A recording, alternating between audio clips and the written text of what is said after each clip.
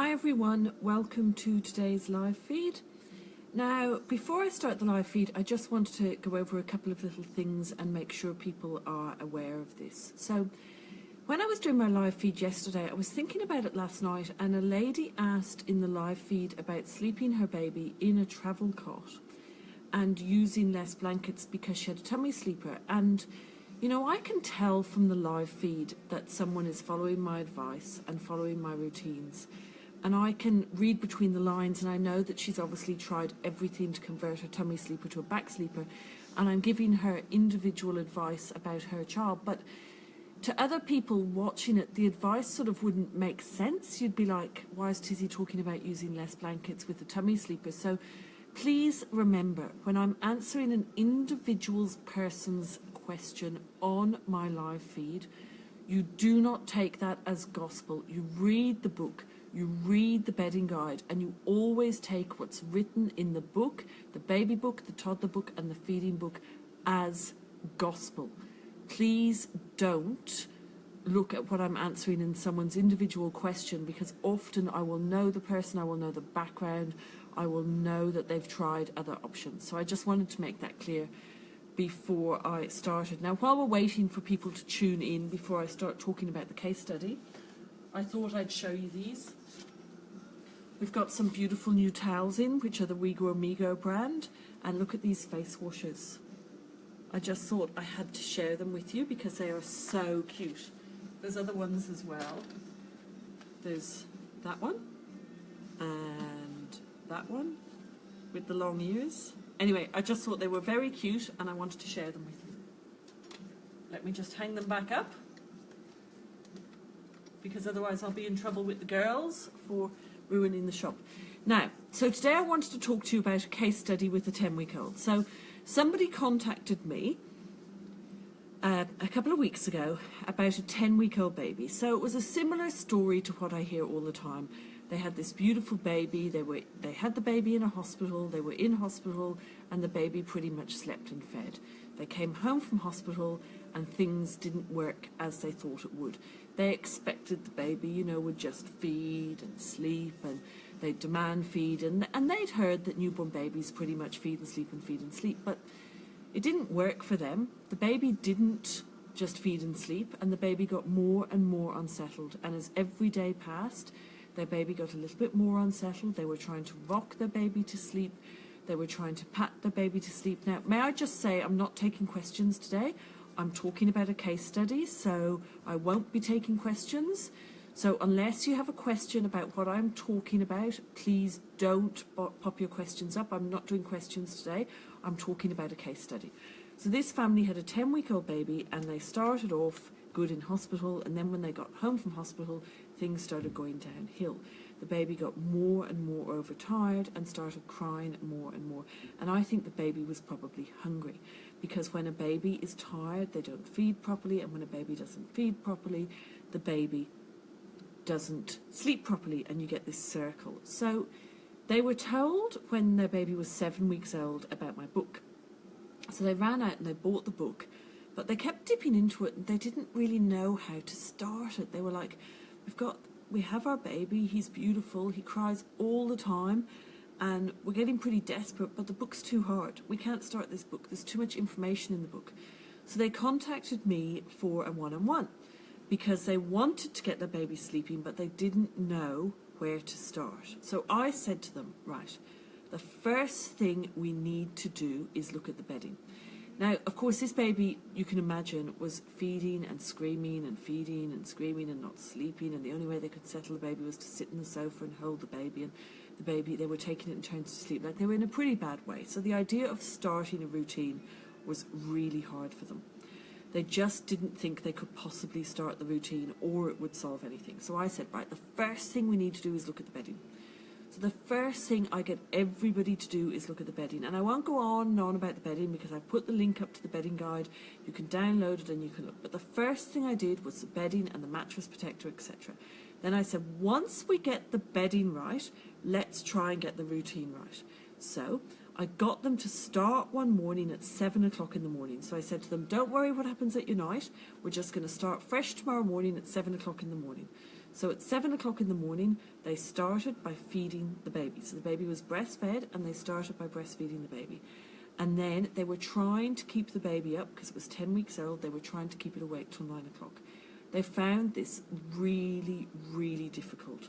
They were saying by 8:15 the baby was so tired and it was starting to shut its eyes, and they really wanted to put the baby to bed. And I was saying to them via the email, no, please don't put your baby to bed. Take the baby outside, show it the sky, show it trees, do anything to try and keep the baby up. And luckily the baby got a bit of a second wind, and we managed to keep the baby up until 8:45. So at 8:45 we now put the baby, we put the baby in a body, it was in a bodysuit and a baby grow, we put it in its sleeping bag, we wrapped it and we put it to bed with 8 blankets. They were in Sydney, so I told them to use 8 blankets first off. So we did the 8 blankets. And for the first time ever, they managed to get the baby to settle in its cot. They put the baby in the cot and they patted the baby's tummy until the baby fell asleep. And the baby fell asleep, and it wasn't perfect because it only slept for an hour and 15 minutes, and I believe that's because we put the baby down to bed early. We put the baby to bed at 8:45 instead of 9 o'clock, and he only slept for an hour and 15 minutes. So we now found ourselves at 10 o'clock and the baby was not due a feed till 11. Now this baby had been breastfeeding every 2 hours. So this baby was expecting a feed. So I told them to keep the baby wrapped, someone's asking, why do you encourage the baby to stay up? I have this issue with my 6-month-old and he's not able to stay awake till 9 o'clock after waking at 7. The reason, Rosanna, why we encourage the baby to stay up is because if you put a baby to sleep when they first start to show tired signs, they're really tired, your baby will be tired enough to nap but not tired enough to sleep. So a nap's like 40 minutes, a sleep is anything over 40 minutes.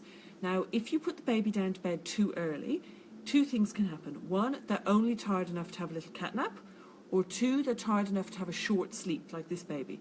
We want them to have a good 2-hour sleep. It's towards the end of the 2-hour sleep where they really do all the filing of everything that's in their brain and they're getting that really good deep sleep.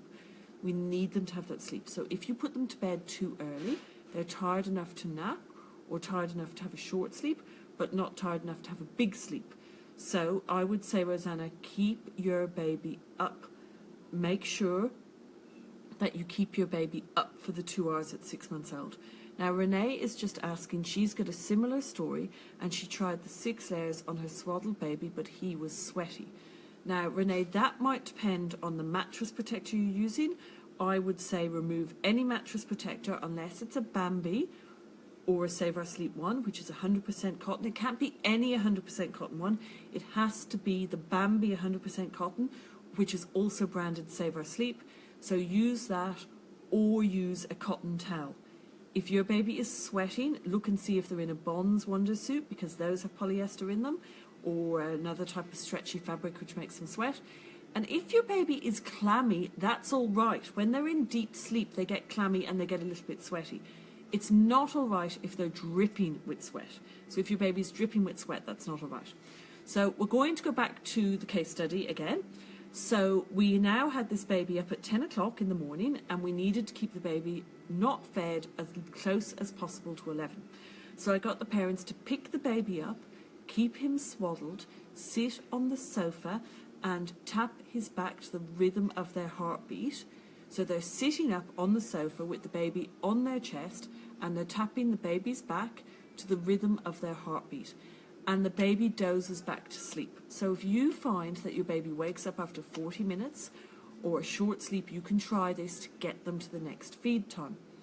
So they did this and we managed to get the baby till about 5 to 11 before we decided that it was time to feed the baby. So we then fed the baby at 5 to 11 and the baby had a really good long breastfeed, which was unusual because this baby was normally snack feeding every couple of hours. And then again, we did the same thing. We kept the baby up to the next sleep time, which was 1 o'clock. And we put the baby down. We managed to keep the baby up the full 2 hours at this point, even though the baby was really tired and they felt the baby wanted to go to sleep earlier. Convinced them to keep the baby up. So then again, we popped the baby back down at 1 o'clock and the baby actually slept for an hour and 20 minutes, which was fantastic for this baby. And we just kept doing this. So we were following the routine, we were following the feed times, but we were helping the baby get from one feed to the next by picking them up, keeping them swaddled, and holding them in our arms. Now, we do this for a couple of reasons. One, this is explained in the book Under Catnapping. One, if the baby does not resettle on you or in your arms, we can be pretty sure that hunger is the issue.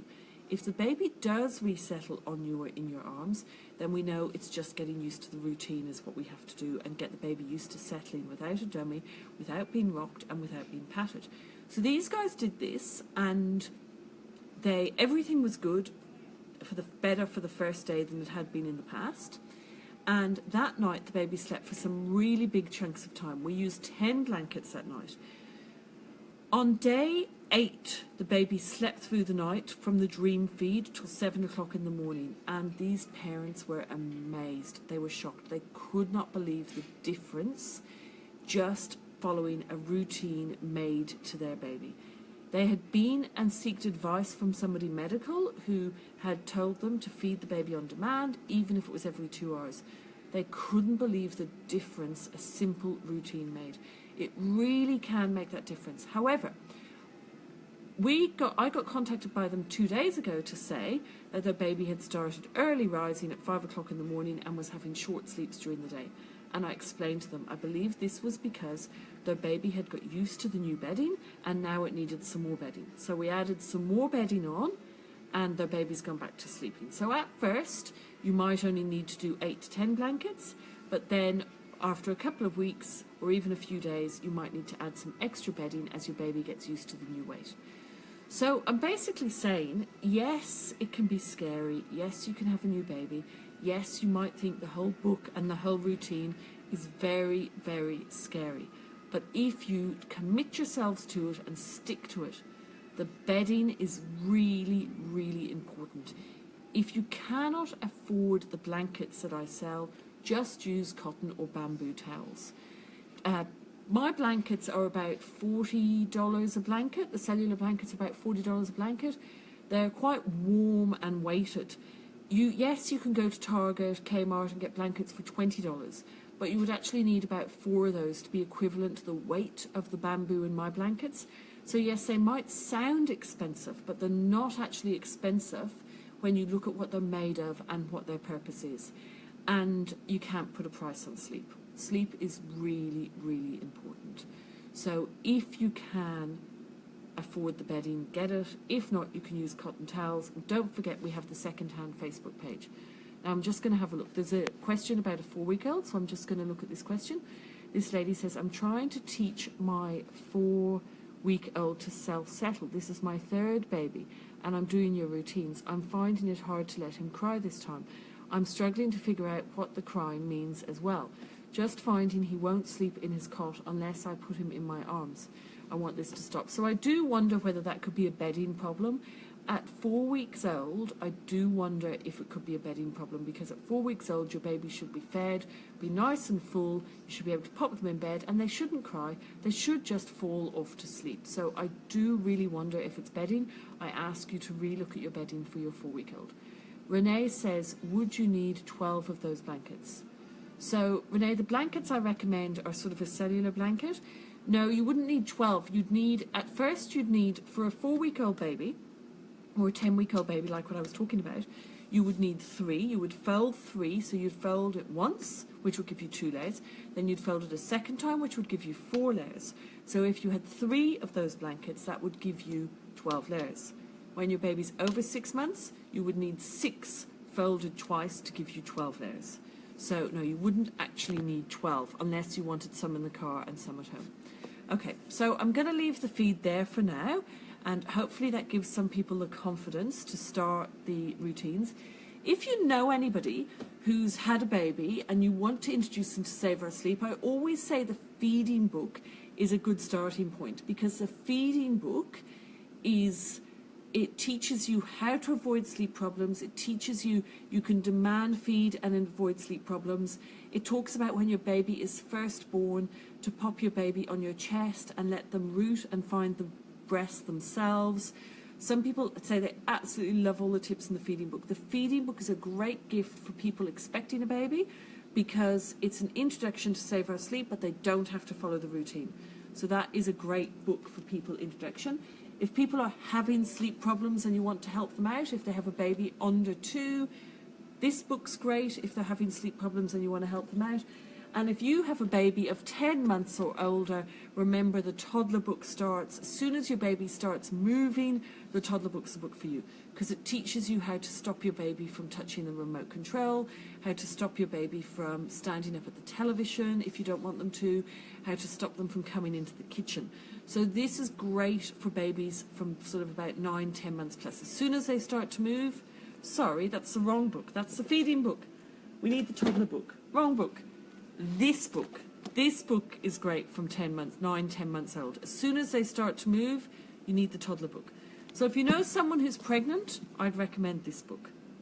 Or if they have a baby and they don't want to follow a routine, this book. If you know someone who's having sleep problems, that's the book. And if you have a baby that's 9 or 10 months, that's the book for you. Okay. Thank you very much, everybody. Thanks very much, everybody. I will chat to you again soon. Hope you all have a lovely weekend. Anyone who's starting school holidays next week, we started ours last week and we've had a lovely 4 days away staying in Melbourne. Anyone who's starting the school holidays next week, stay safe and remember the advice on getting your baby to sleep while on holidays and travelling, etc. is in the books. Thanks very much. Bye.